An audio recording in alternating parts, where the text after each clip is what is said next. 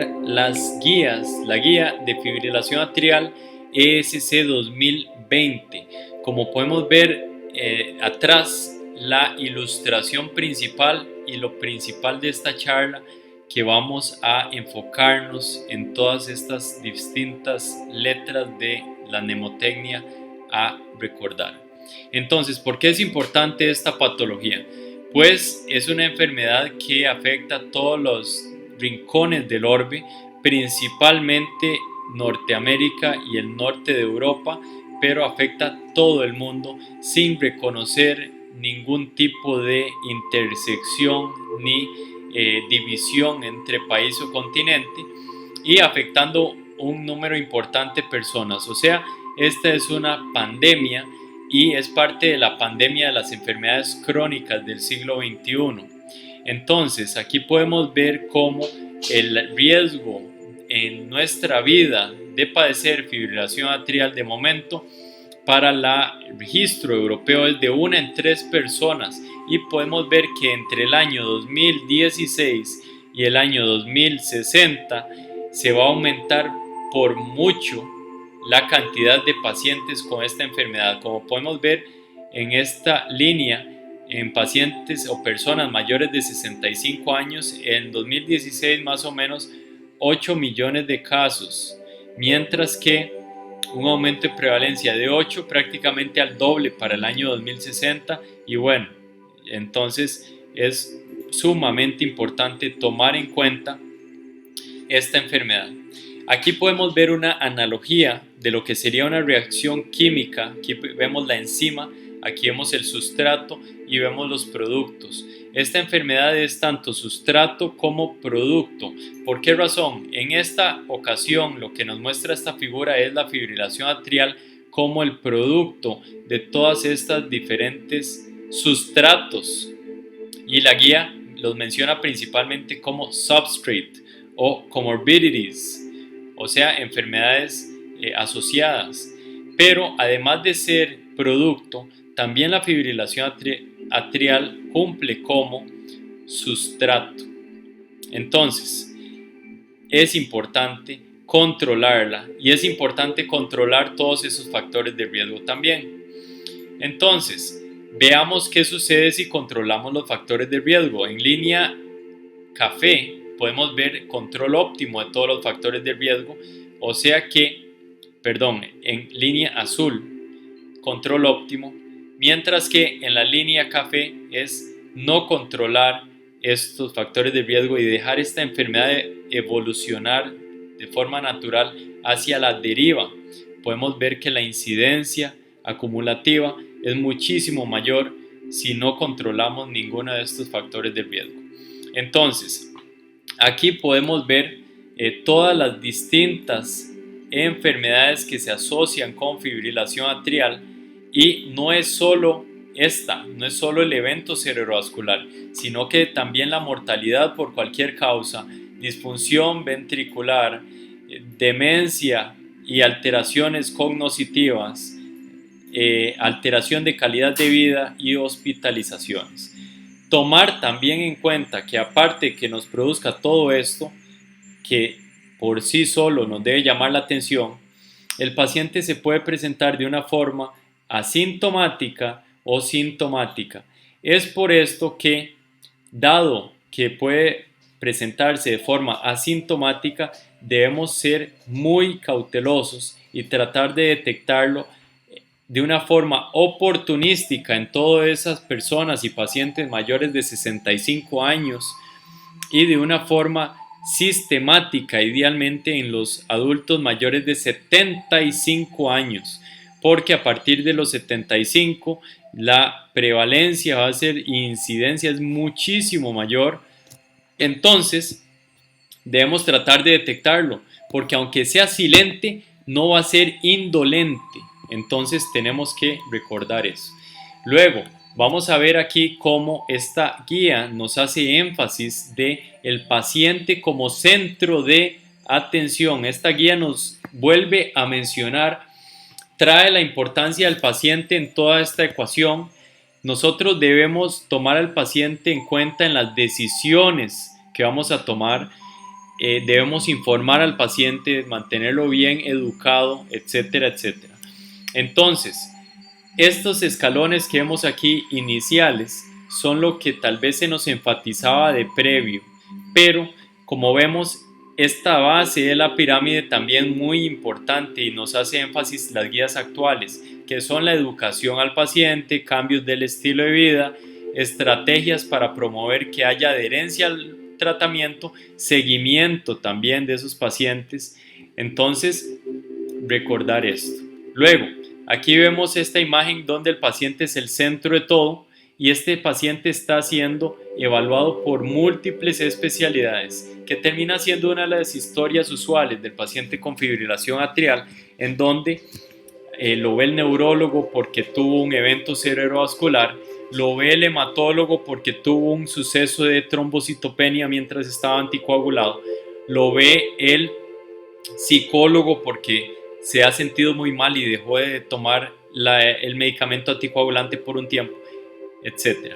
Entonces, ¿qué es lo importante en esto? Que haya intercomunicación, que el manejo es interdisciplinario, no son excluyentes, deberían de ser complementarios y haber comunicación entre cada una de ellas, porque si no hay comunicación, el que sale perjudicado es el paciente, siendo sometido a diversos tratamientos y hasta medicamentos, y en donde el paciente no es el que debe tomar estas decisiones, debe ser decisiones bien informadas.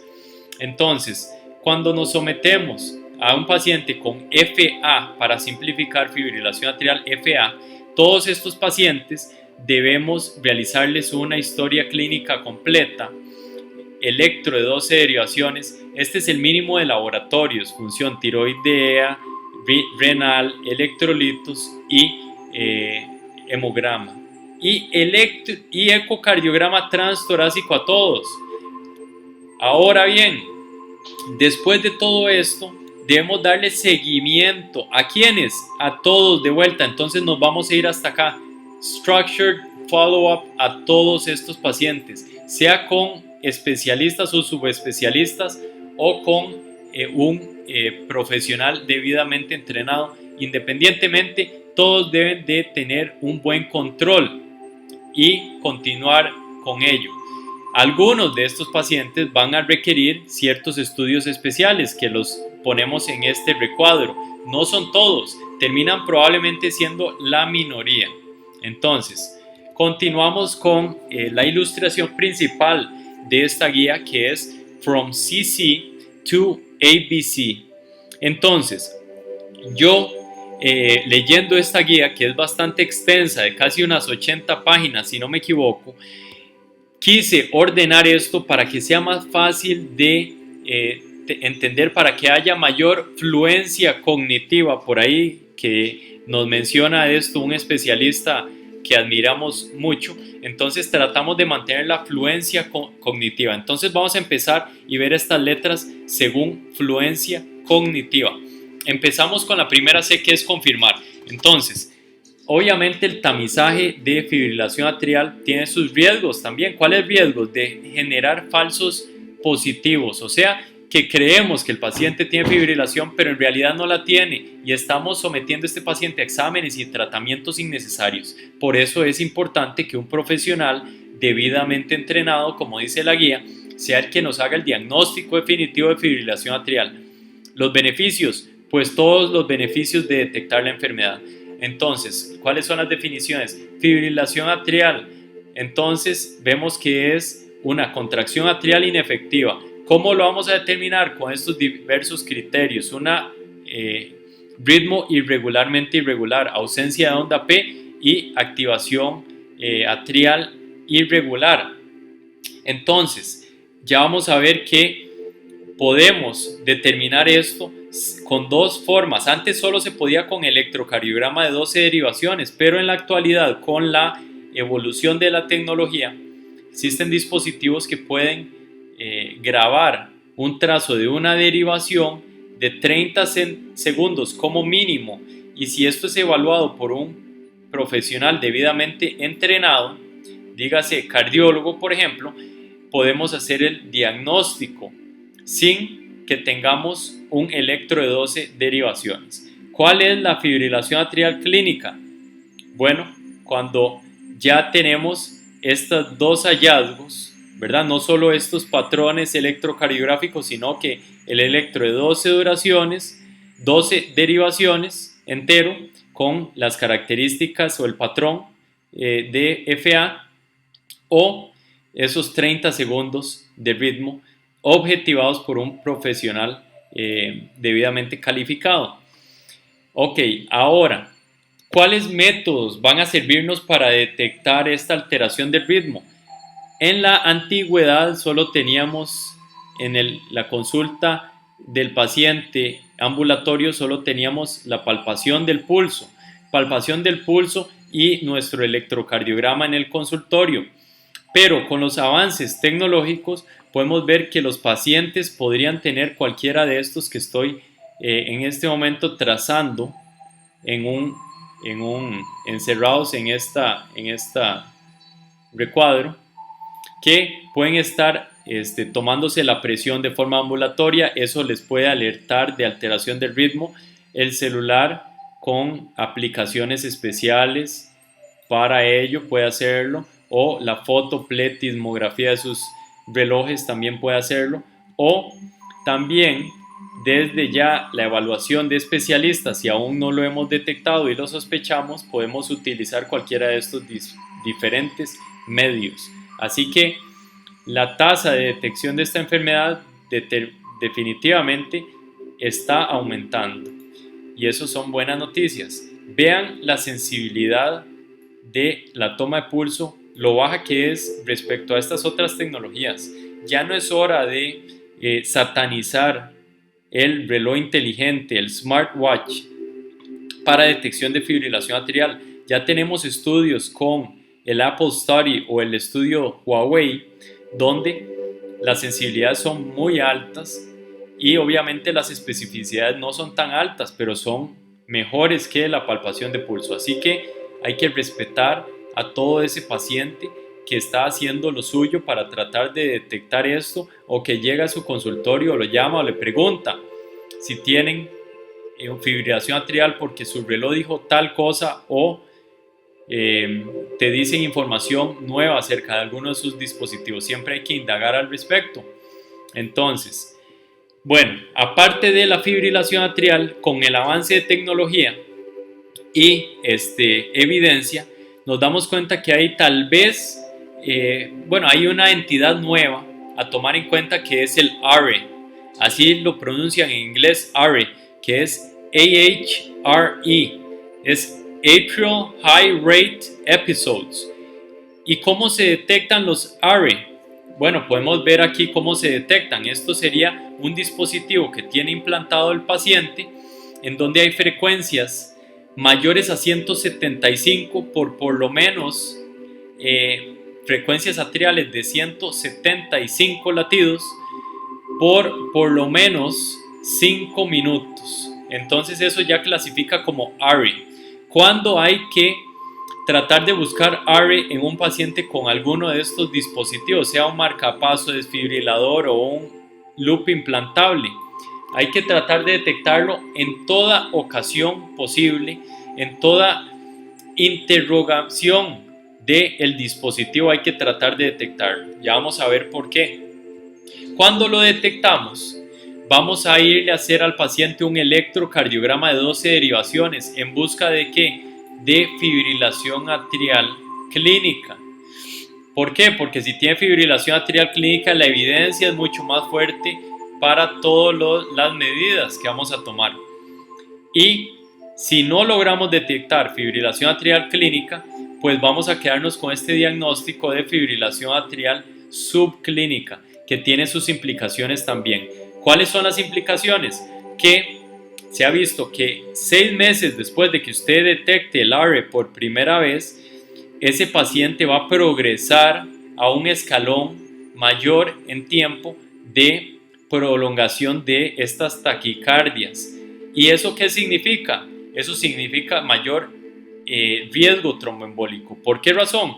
Porque vean lo que pasa aquí cuando usted asocia ARE con CHA2-VASc. Entonces, una cosa es tener un CHA2-VASc en 0 y no tener, vamos a ver, bueno, per ARI, esto es no AFib, estamos hablando de ARI en realidad. Entonces, CHA2-VASc en 0 y no tiene ARI, entonces este es el riesgo tromboembólico. Pero si tiene un CHA2-VASc en 5 o mayor a 5 y tiene un ARI de más de 24 horas, o sea, mayor a un día, el riesgo tromboembólico es mucho más alto. Entonces, es por eso que vamos a ver aquí a continuación la recomendación nueva que nos hace esta guía, que es, si vemos el eje Y, este es el ARI, y el tiempo que nos interesa es si es mayor a 24 horas y el riesgo CHA2-VASc no relacionado con el sexo, o sea, factores de riesgo no relacionados con el sexo mayor a 2, entonces si unimos este y este, debemos considerar la anticoagulación en estos pacientes. Entonces, eso es algo nuevo que nos dice esta guía para los pacientes con dispositivos. Entonces, paso número 1 era confirmar la enfermedad. Paso número 2 es CC to ABC. Pero antes de caracterizar al paciente, aquí es donde voy a brincarme la segunda C y me voy a ir a la A, que es anticoagular. ¿Debemos anticoagular al paciente, sí o no?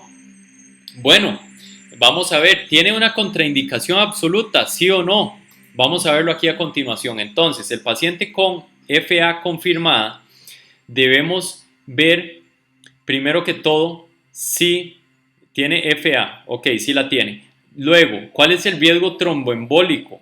¿Es bajo o no? Ok, CHA2-VASc con 0 criterios no dependientes de sexo. ¿De qué estoy hablando con dependencia de sexo? Recuerden que el CHA2-VASc en una mujer ya le da un punto. O sea, no dependiente de sexo es factor de riesgo que no sea mujer. O sea, una mujer con un puntaje de 1 es un CHA2-VASc bajo. Sí, efectivamente, un 1 es mayor a 0. Por eso, la mujer tiene mayor riesgo tromboembólico que un hombre ante las mismas condiciones. Por eso es que se le da un 1. Pero igualmente un 1 no es suficiente para que usted tenga suficiente riesgo tromboembólico como para anticoagular. Entonces, eso es lo que voy a seguir mencionando cuando me hable de factores de riesgo no sexo dependientes. Si tiene un CHA2-VASc de bajo riesgo, que sería 0 criterios sexo independientes, entonces no se anticoagula al paciente y ahí terminó el flujograma. Pero si tiene más criterios, por lo menos un criterio sexo independiente, vamos a anticoagular a este paciente. La pregunta es, ¿cómo? La pregunta es, ¿qué tan fuerte es la indicación? Bueno, para criterios prácticos da igual, porque si tiene 2 o más criterios o factores de riesgo CHA2-VASc sexo independientes, la recomendación es anticoagulación es recomendada, o sea, por eso está en verdecito, 1A.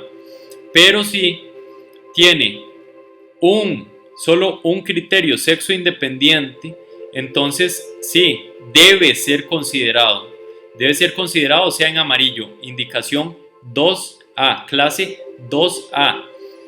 Pero eso no significa que debe ser considerado, pero ignórelo. No, en la actualidad sí debe ser considerado y inícielo porque eso es lo que nos dice la literatura mundial. No es color verde, sí, no es color verde, pero no hay razón para no hacerlo tampoco. Entonces tiene que considerarlo definitivamente y hacerlo. Entonces, vean que todavía no les he hablado de nada de esto, del Hasbled ni nada de eso, porque todavía eso no entra en cuenta. Vean que ya decidimos anticoagular al paciente, pero tenemos que tomar en cuenta primero si tiene una contraindicación absoluta. Los únicos pacientes que no vamos a anticoagular son los que tienen contraindicación absoluta, que son muy poquitas. Vean esta: sangrado activo serio o trombocitopenia menor a 50.000 por decilitro, o alto riesgo o un evento cerebrovascular hemorrágico de alto riesgo reciente. A esos no vamos a anticoagular.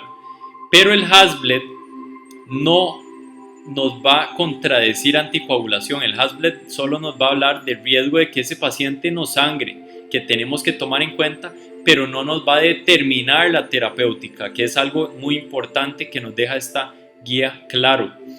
Ahora, ¿cuál anticoagulante vamos a escoger? Los NOAC o los vitamina K dependientes. Muy sencillo.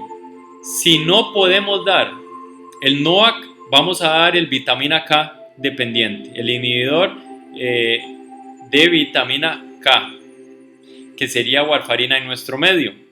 Si se puede dar el NOAC, no tenemos por qué estar dando warfarina prácticamente, a no ser que sea parte de lo que ofrece la seguridad social en X país y que el paciente no tiene recursos adicionales para conseguir un NOAC, en ese caso sí. O el paciente que tiene valvulopatía, o sea que tiene una prótesis mecánica implantada o que tiene estenosis mitral mayor o igual a moderada.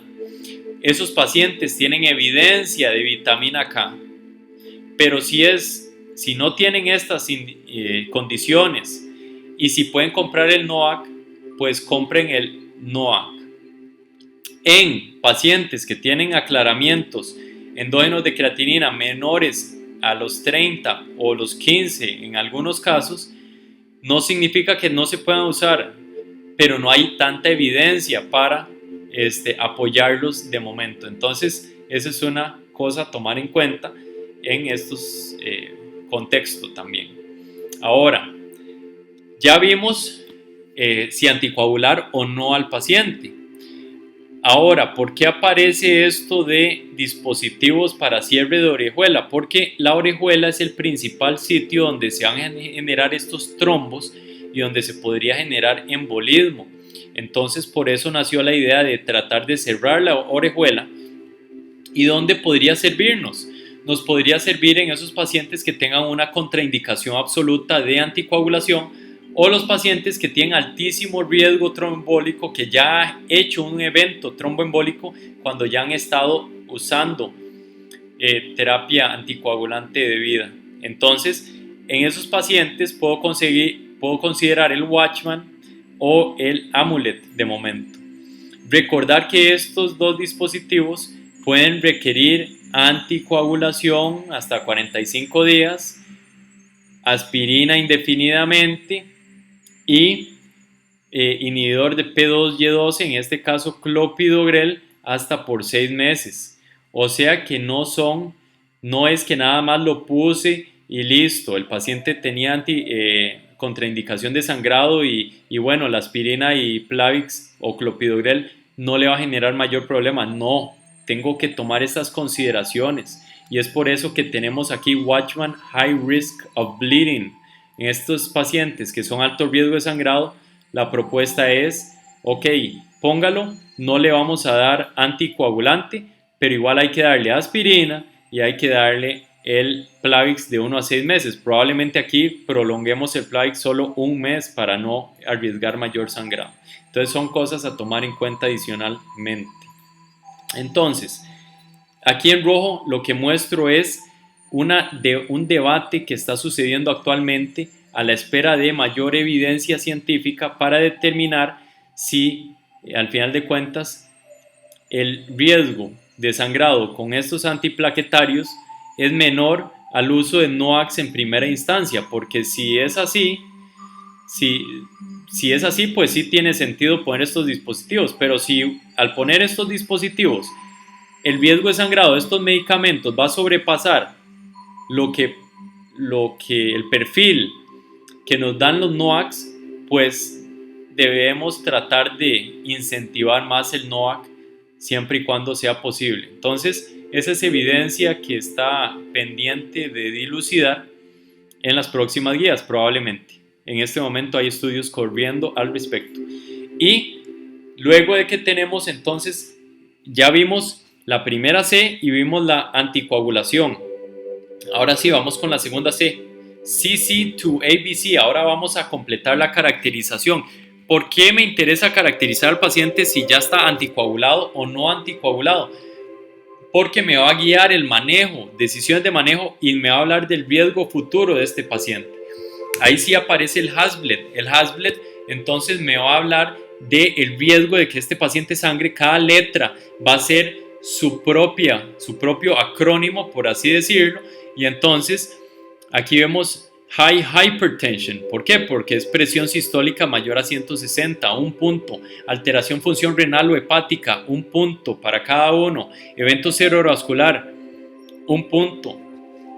Has bled before, o sea, ya sangró antes, un punto. Un INR lábil menor a 60%, un punto. Recordemos que el INR, si queremos que sea terapéutico, debería ser mayor a 70%.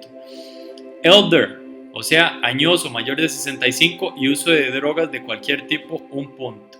Entonces, la importancia de este Hasbled y de estas otras factores de riesgo, tanto no modificables como modificables, es que si bien no nos van a contraindicar ni determinar si podemos usar anticoagulación en el paciente, nos van a ayudar guiando, por ejemplo, el seguimiento del paciente. Si tenemos un paciente con un Hasbled muy alto, no lo vamos a estar siguiendo cada 6 meses, lo vamos a estar siguiendo cada 4 a 6 semanas. Vamos a estar optimizando los factores de riesgo, optimizando el apego al tratamiento, que no se tome más pastillas de la cuenta, por ejemplo, y siguiendo ese paciente de cerca para que no nos haga esas posibles reacciones adversas temidas.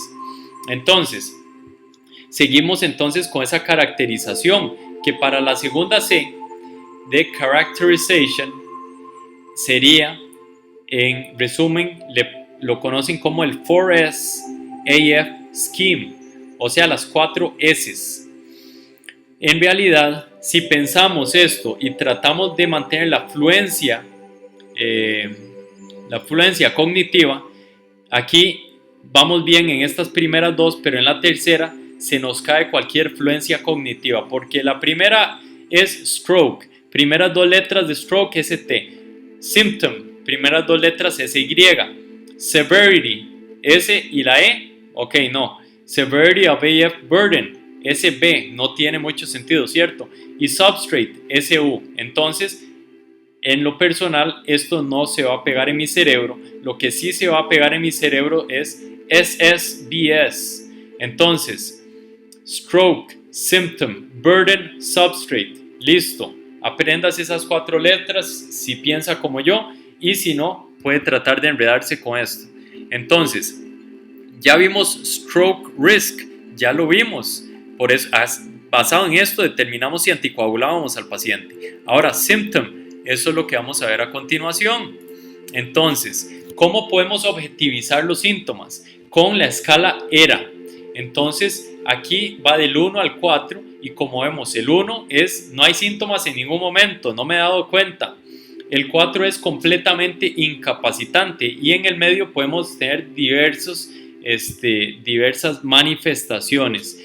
Esta es una forma de unificar conceptos y objetivizar. Luego, ¿cómo vamos a ver el burden? La B, burden. Entonces, la carga de FA.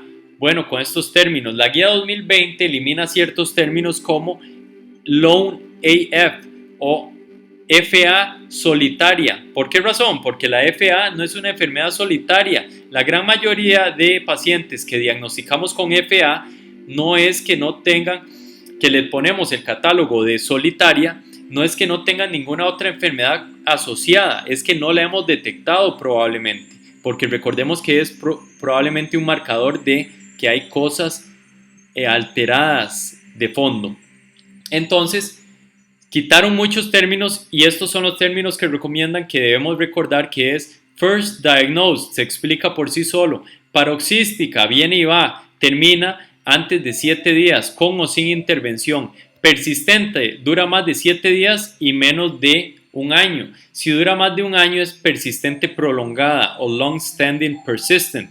Y la permanente es una persistente prolongada que usted simplemente dijo no hay más, no vamos a tomar más medidas para restaurar el ritmo sinusal en este paciente? O sea, más que fisiopatología del paciente, nos está hablando de una decisión terapéutica en el paciente.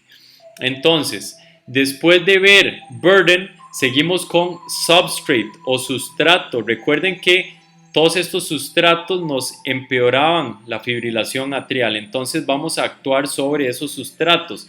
¿Cómo? Con evidencia. Ya hay evidencia de que tratar cada una de estas me va a mejorar, me va a reducir la cantidad de tiempo que este paciente haga fibrilación atrial y empeore clínicamente. Entonces, tengo que tratar la hipertensión, la inactividad física, la apnea obstructiva del sueño, alcohol, dislipidemia, fumado, obesidad y glicemia. Recordar que aparte de toda esta parte clínica, ocupamos imagen cardíaca, por lo menos un ecocardiograma. Podemos a veces en un paciente, si tenemos dudas, podemos terminarle hasta haciendo una resonancia magnética con realce tardío de gadolinio para ver cuánta fibrosis hay y la probabilidad de que ese paciente revierta o no al ritmo sinusal con terapéutica. Pero como mínimo el eco transtorácico. Entonces ya tenemos CC2A y ahora sigue BC. Ahora vamos a hablar de la B. La B es Better Symptoms. O sea, tampoco tiene tanto sentido esta B, pero después de haberlo leído tantas veces y tratar de hacer esta charla, entonces ya ahora sí se me pegó que B es de Better Symptoms. Ok, entonces, ¿cómo vamos a tratar de mejorar los síntomas? Primero, vamos a tratar de optimizar el control de la frecuencia cardíaca. Entonces, antes de tratar de controlar cualquier ritmo, tenemos que asegurarnos de controlar frecuencia. ¿En quiénes vamos a tratar de controlar frecuencia? En todos los pacientes, siempre y cuando no tengan contraindicación, como que tengan frecuencias cardíacas limítrofes bajas o que tengan degeneración importante del sistema de conducción y no tengan un dispositivo que le genere marcapaseo. En esos pacientes, pues tratar de ponerle un medicamento que le baje aún más la frecuencia cardíaca no tiene sentido. Si no tiene contraindicación, intentémoslo, y como vemos aquí estos recuadros están en verde todos. Entonces, ¿cuál es el control de frecuencia cardíaca que queremos?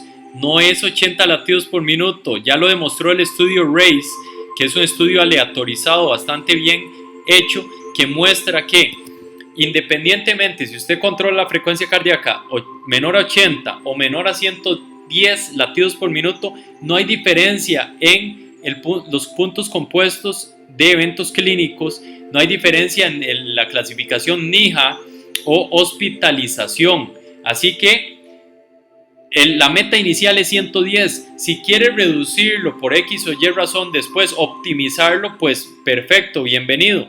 Pero inicialmente 110.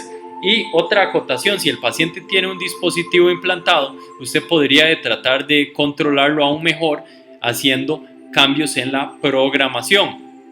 Además, considere control de ritmo o ablación del nodo AB si hay síntomas después de control de frecuencia o hay deterioro de función ventricular o taquicardiomiopatía que persista con control de la frecuencia.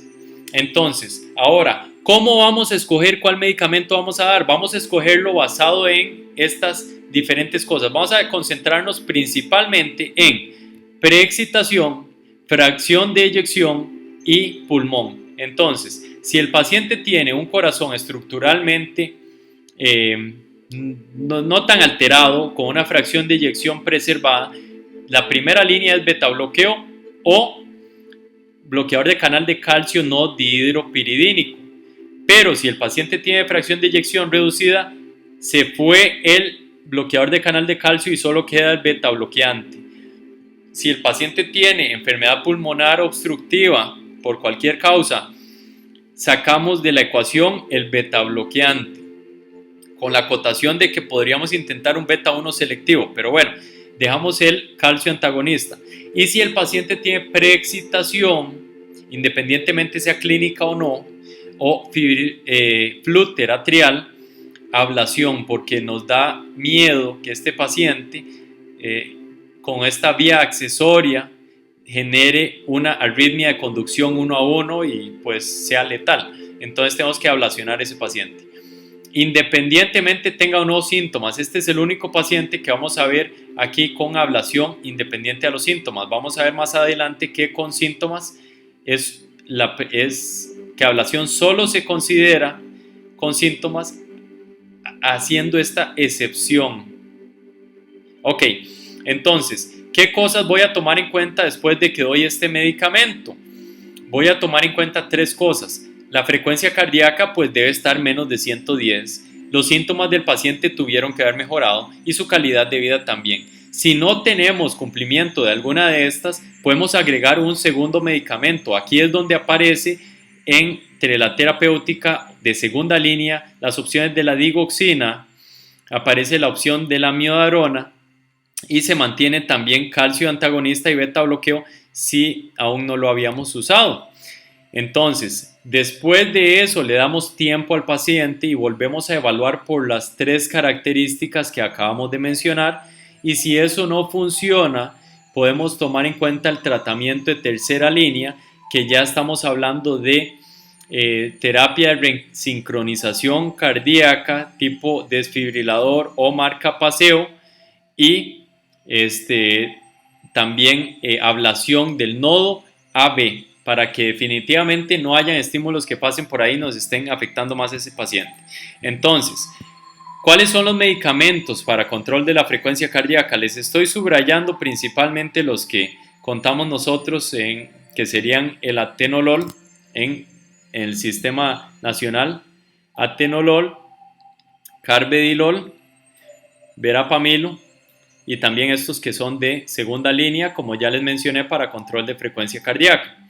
Entonces, recordar que hay algunos que, bueno, no se pueden usar en IV, dosis intravenosa, y que solo vía oral. Pero esas son algunas de sus características y las dosis, que ahí las tenemos para referencia. Luego, ya vimos CC2A y seguimos con la B. Ya vimos Better Symptoms, ya vimos la primera parte que sería control de frecuencia. Después de que controlamos la frecuencia, pensamos en síntomas del paciente. Ok, ¿cuáles son los síntomas del paciente? Si no tiene síntomas, ignoramos control de ritmo.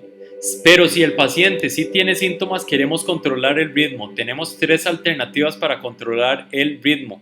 Tenemos cardioversión, anti-arrhythmic drugs y ablación. ¿Por qué sale cardioversión como primera opción aquí? Porque es la primera a tomar en cuenta, por lo menos en un mundo ideal, y ya vamos a ver por qué a continuación.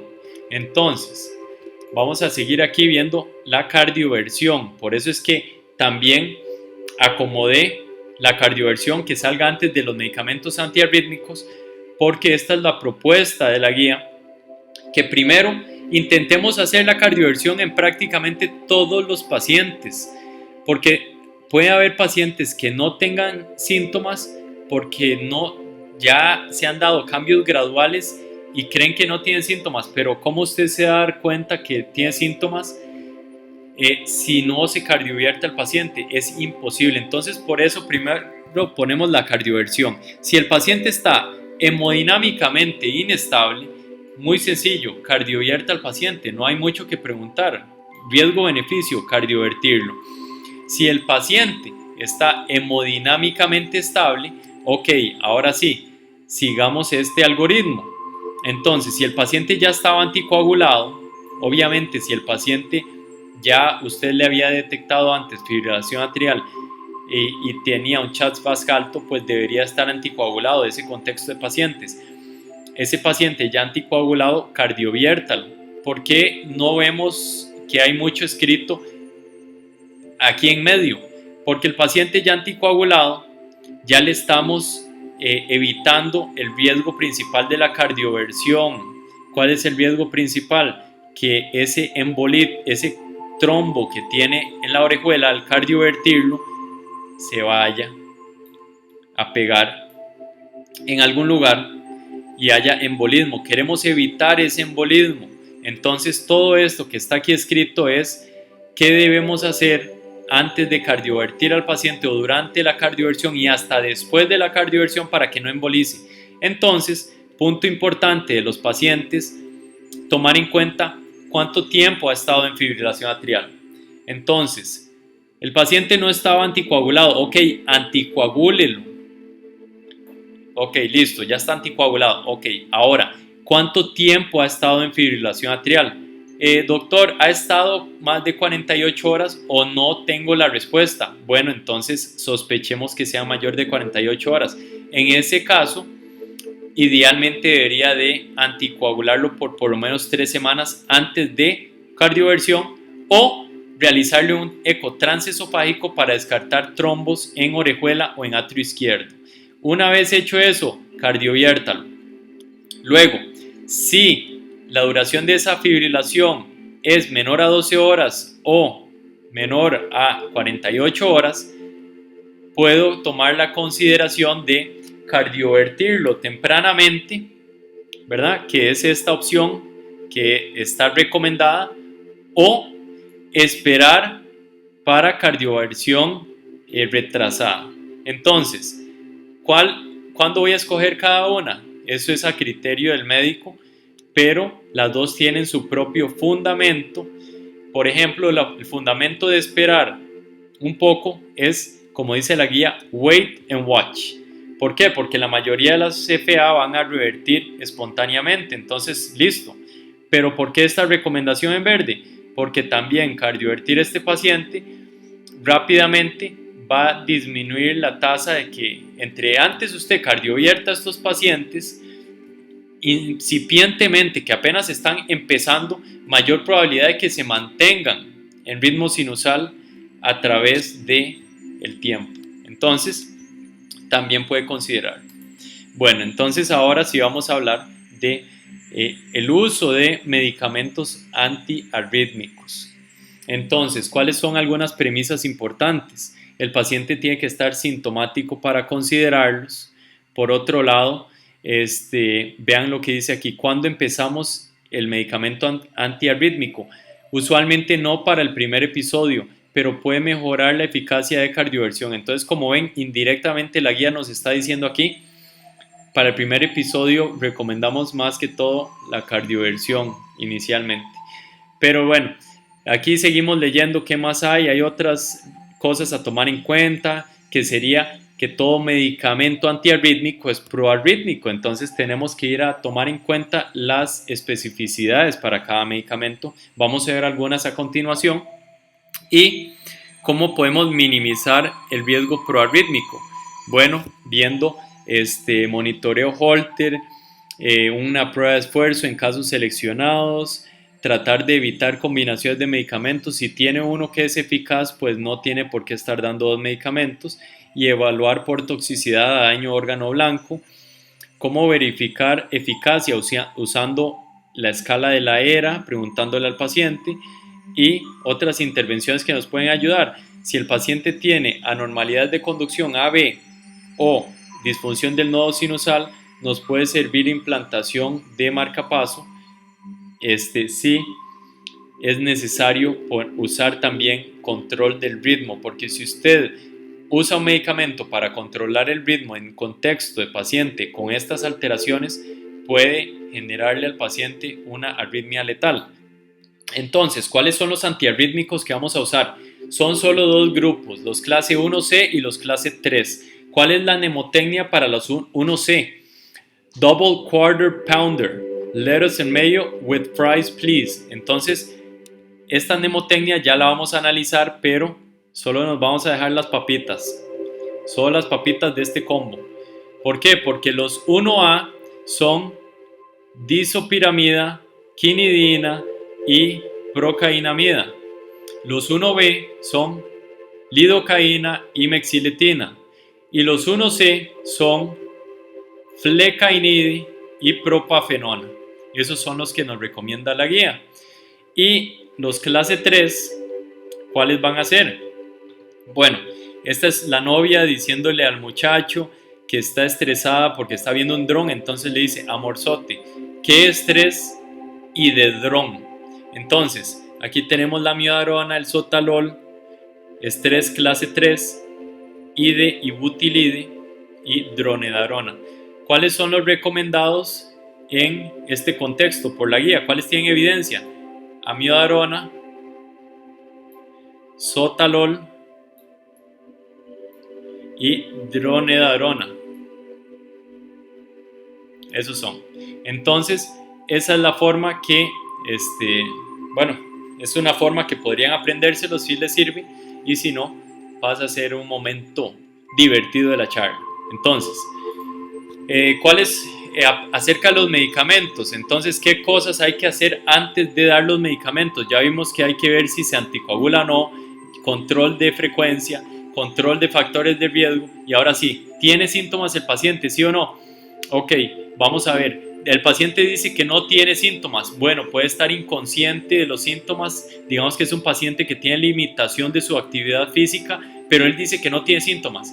Ah, bueno, aquí viene el cardioversión. Ven, antes de darle el tratamiento antirrítmico, aquí lo estamos cardiovertiendo a ver si en realidad tiene síntomas o no. Digamos que lo cardiovertimos y el paciente se tiene mejor. Entonces, efectivamente, los síntomas eran por su FA. Y igual llegamos a lo mismo en este flujograma. Si los síntomas son por el FA, pasamos a estas dos líneas, esta y esta, ¿verdad? Y si sospechamos que los síntomas sí sean por su FA, pero el paciente no lo reconoce, entonces lo cardiovertimos, y entonces aquí también lo cardiovertimos.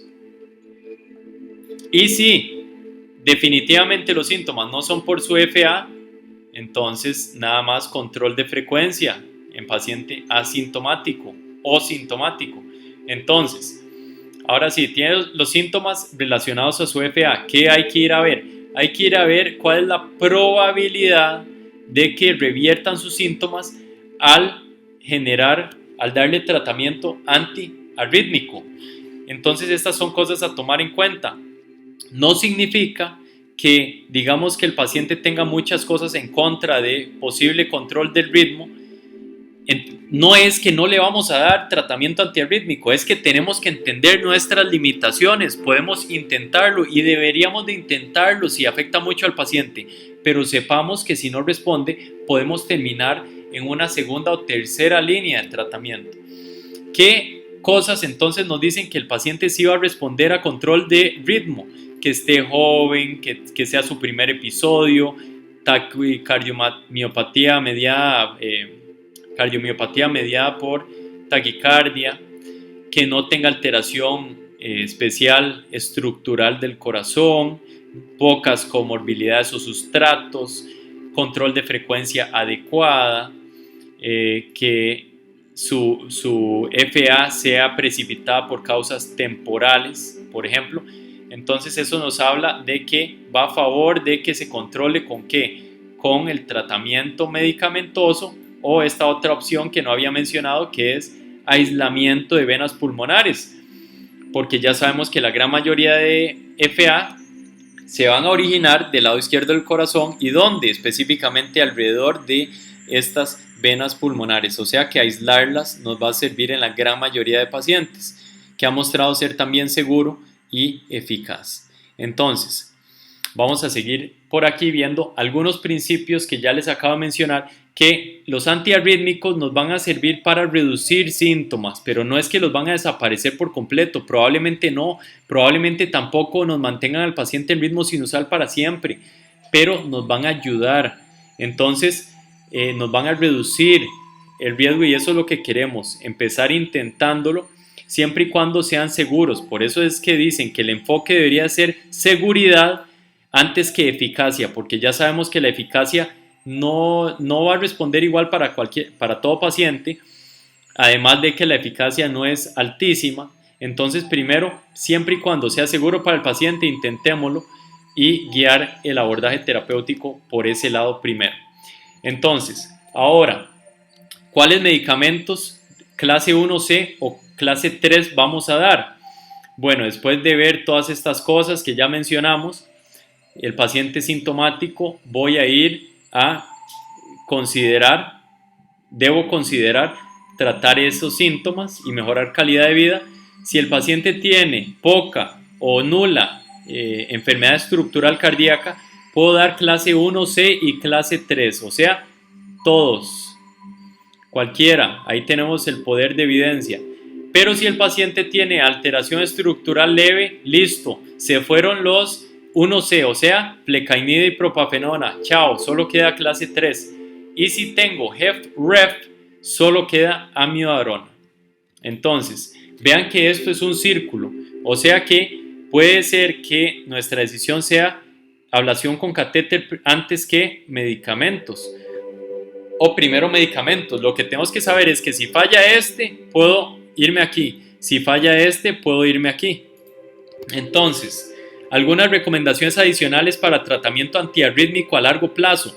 Recuerden que la amiodarona nunca es la primera recomendación por sus posibles efectos extracardíacos, por eso es que inicialmente no lo queremos dar.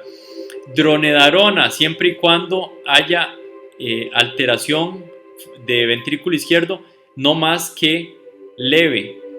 Flecainida y propafenona, solo en función ventricular normal o estructural normal, sin cardiopatía isquémica. Luego, tenemos que sotalol, mucho cuidado, hay que evaluar bien niveles de potasio, el QT y función renal. Y recordar que en el paciente que le damos el diagnóstico de FA permanente, no tenemos por qué estar tratando de controlar el ritmo más, porque el FA permanente es un diagnóstico que tiene implicaciones terapéuticas. Entonces, ahora hablamos de ablación con catéter. Antes era más segunda y tercera línea, pero ahora hemos mejorado la evidencia, sabemos que es más seguro que lo que pensábamos, entonces mejora la evidencia. ¿Qué quiero demostrarles aquí? Que es una posible terapéutica. Cuando van fallando las distintas cosas, es una terapéutica. Ya vimos que en FA que tiene, vimos que en la única FA asintomática que lo debemos hacer es la que tiene preexcitación o que tiene flúter asociado. Pero cuando tenemos FA sintomática, podemos considerarlo. Entonces, ¿en quiénes se van a beneficiar más? ¿En quiénes va a servir más? En el paciente que tenga insuficiencia cardíaca con fracción de eyección reducida. ¿Por qué razón? Porque me puede ayudar a revertir la taquicardiomiopatía, por eso es indicación clase 1. Mientras que el paciente que solo tiene FA paroxística y no tiene mayor alteración adicional, vemos que la recomendación no es tan fuerte, es recomendación, debe considerarlo una 2A, pero a final de cuentas no vemos ninguna recomendación clase 3, o sea que nunca es una opción incorrecta siempre y cuando estemos tomando las diferentes alternativas. Y si decidimos iniciar con ablación con catéter, pues podemos también considerarlo. No está totalmente salido de cualquier opción terapéutica. Entonces ahí lo tenemos, ahí tenemos los grados de clases de evidencia y saber que es una muy buena opción y cada vez más seguro en centros especializados. Ya vimos CC2AB y falta la última C, que es comorbidities, que es lo mismo que decir substrate, o sea que hay que controlar todas las cosas o sustratos que están perpetuando o empeorando la FA.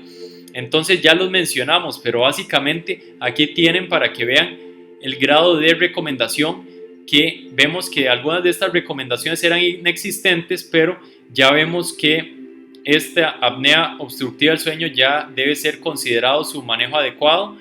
El screening o tamizaje oportunístico también es importante.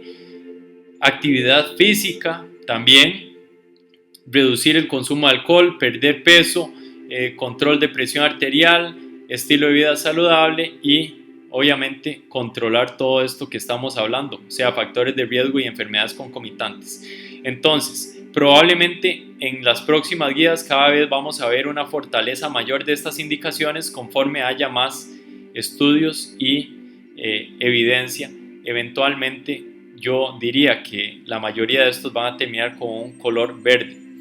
Entonces, algunos medicamentos no antiarrítmicos con efectos antiarrítmicos, sí, entonces hay que tomar en cuenta que si el paciente tiene indicaciones para otros medicamentos, debe tomarlos, y algunos que podrían disminuir la carga arrítmica son los IECAS y ARA2, los inhibidores del receptor de mineralocorticoide y los beta bloqueadores, mientras que las estatinas, aunque reducen la inflamación, todavía está por verse porque no han resultado en beneficios o en efectos claros en el efecto antiarrítmico.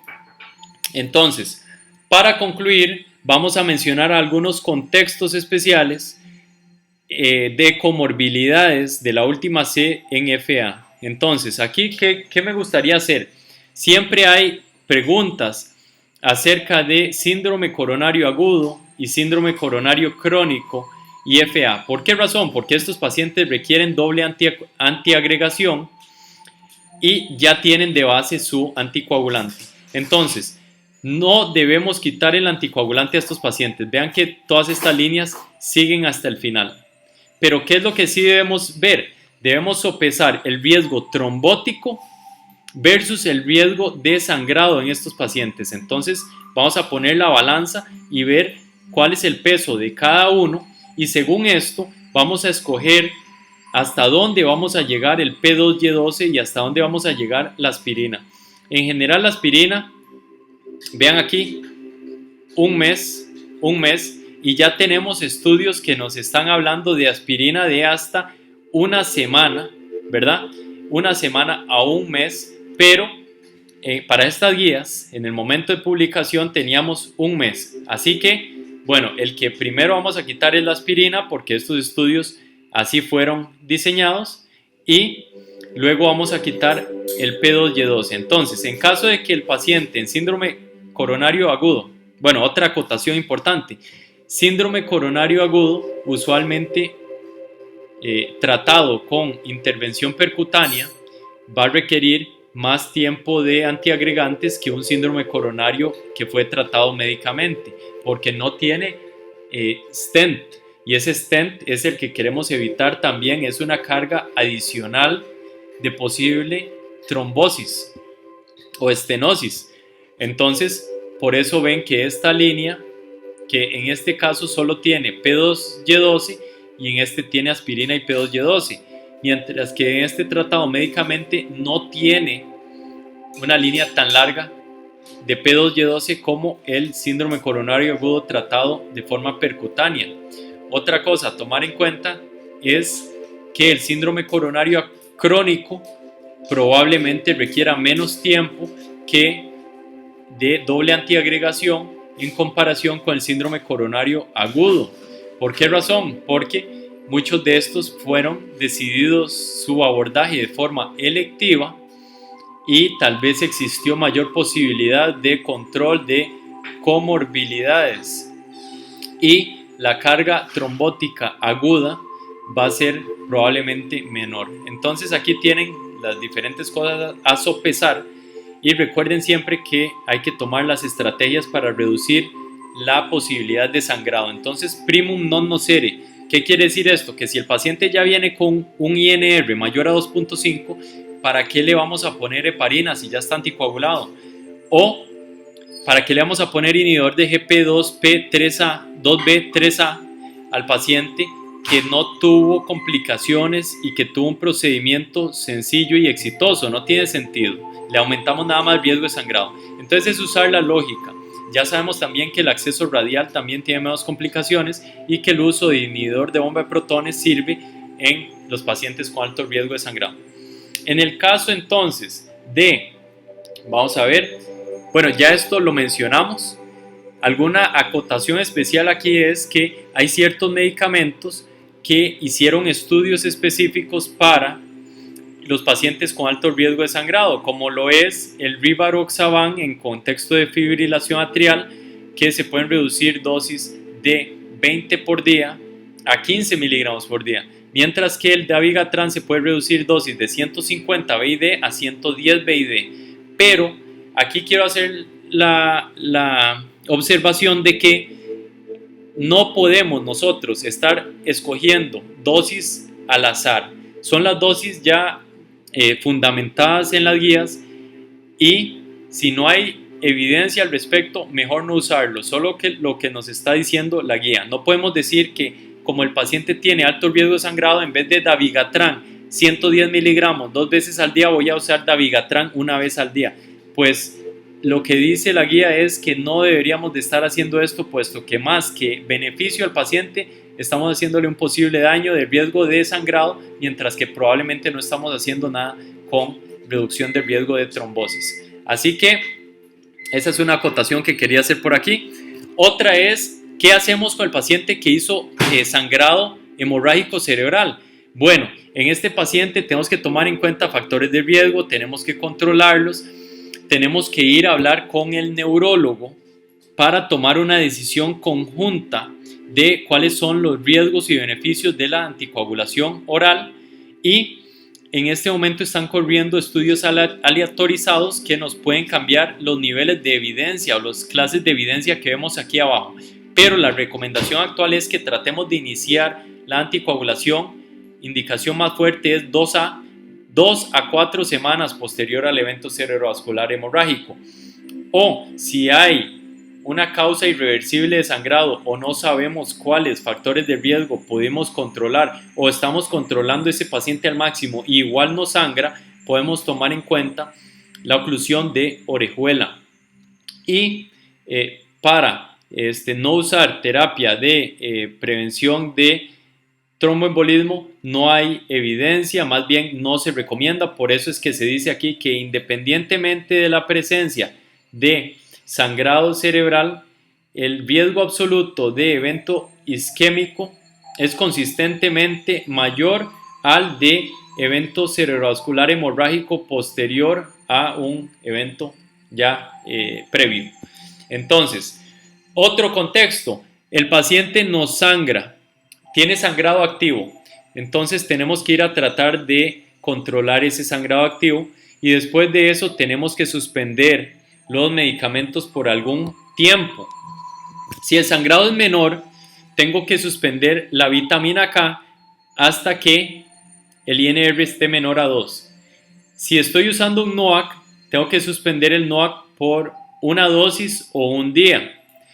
Si el sangrado es moderado, prácticamente tengo que ir a reemplazar el volumen, transfusión sanguínea, tratar la causa de fondo, buscar la causa si no la he encontrado. Y eso en los dos. En el caso de esto es considered to add, es en el caso de warfarina, puedo dar vitamina K intravenosa 1 a 10 miligramos, y en el caso de NOAC podría dar carbón activado para tratar de reducir su acción.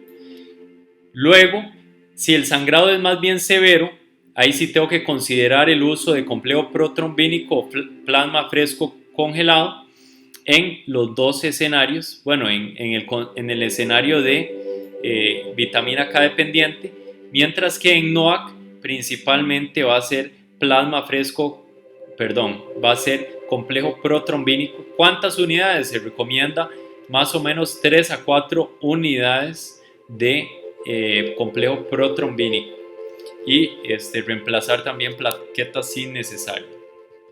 Entonces, ahora continuamos con el contexto de cardiopatías congénitas. En estas cardiopatías congénitas que estoy subrayando, o sea, pacientes que ya tuvieron cirugía intracardíaca, o los cianóticos, o los que tienen procedimiento Fontan o ventrículo derecho sistémico con FA, todos estos se debe considerar anticoagular independientemente del CHA2-VASc. Y todas las otras cardiopatías congénitas, ahí sí considere el CHA2-VASc y siga el flujograma usual. Luego, si hay que hacer una cirugía por alguna otra causa cardíaca, pues considere de una vez aprovechar cirugía de la FA. Y también la ablación del catéter lo puede considerar en estos pacientes. Y la última sería que el paciente que queremos cardiovertir, no solo hacerle el eco transesofágico, sino que se recomienda hacer las dos medidas, eco transesofágico y anticoagulación por lo menos 3 semanas si posible.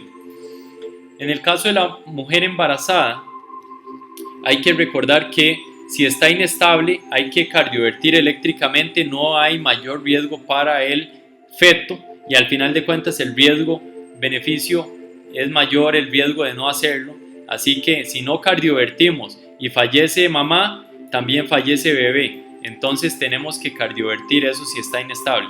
Si ella tiene miocardiopatía hipertrófica, piensa en cardioversión porque si no puede complicarle las cosas.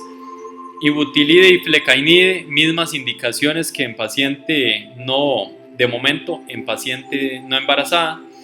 Y recomendaciones de largo plazo de medicamentos, recordar que en ellas la evidencia es principalmente warfarina y heparina, dependiendo de la temporalidad del embarazo, por aquellos efectos teratogénicos principalmente al bebé que queremos evitar. En el caso de deportes, hagan ejercicio, es importante que hagan ejercicio, pero ¿cuánto? No se excedan, no pasen de ejercicio moderado, porque si hacen ejercicio duradero, ejercicio de ejercicio de endurance o ejercicio competitivo, van a empeorar la fibrilación atrial, así que no pasen de moderado. Y en el contexto de una operación, ¿qué es lo que tenemos que hacer perioperatorio? Debemos primero revisar bien a ese paciente preoperatorio, pensar en el riesgo de FA postoperatoria. Si el paciente se le va a hacer una cirugía cardíaca, en ese caso sí hay que dar profilaxis con beta bloqueo o amiodarona.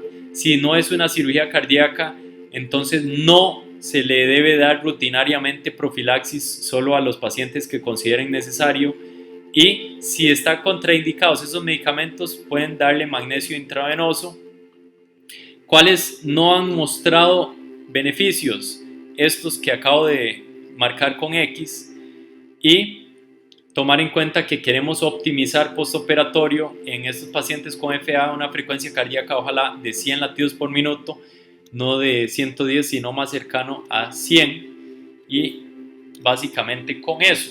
Y para finalizar, en relación al sexo, ya vimos que es más frecuente la FA en el hombre, pero la mujer tiene un CHA2-VASc por solo ser mujer de 1, o sea, tiene en igualdad de condiciones y comorbilidades y demás con el hombre, tiene mayor riesgo de FA, así que por lo menos debemos ser totalmente equitativos en opciones terapéuticas y demás entre ambos sexos. Y estas medidas de calidad es algo nuevo implementado en estas guías que básicamente se basa en los PROs, que son Patient Reported Outcomes, o sea, el paciente tiene un cuestionario y dice, entendí lo que me dijeron, me pareció bien, etcétera, etcétera. Y también son otras medidas para implementar herramientas para mejorar la calidad de atención y al final de cuentas mejorar la salud de todos nuestros pacientes. Eso sería todo. Muchas gracias.